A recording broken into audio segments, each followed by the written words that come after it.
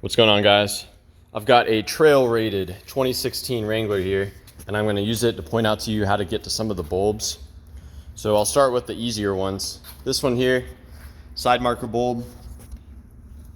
You can see it pretty good right there. That's the connector. You just grab it and rotate it. You actually rotate it clockwise and it will come right out. I believe that's a 194 bulb, maybe a 168. Sorry if my hand's in the way, but you get the gist of it. It's just right there. There's a fog light bulb in the front. That's gonna be this one right here. And to get to that, I won't even mess with the connector. You can just push it down with your thumb and it'll pop right out.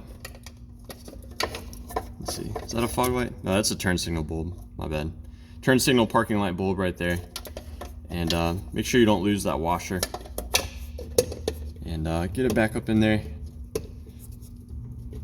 You're gonna have to stretch a little bit, but you get the idea.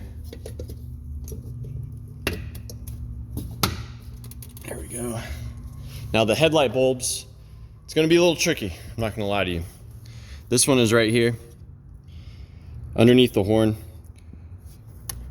What I would attempt to do is I would probably get a Torx, and I would remove that Torx there.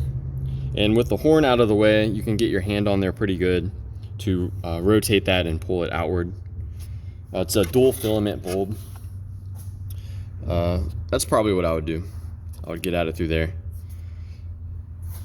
On this side, it's going to be a bit of a challenge as well. You may have to loosen this power steering reservoir and move it out of the way. But if you guys have any better ideas, let me know.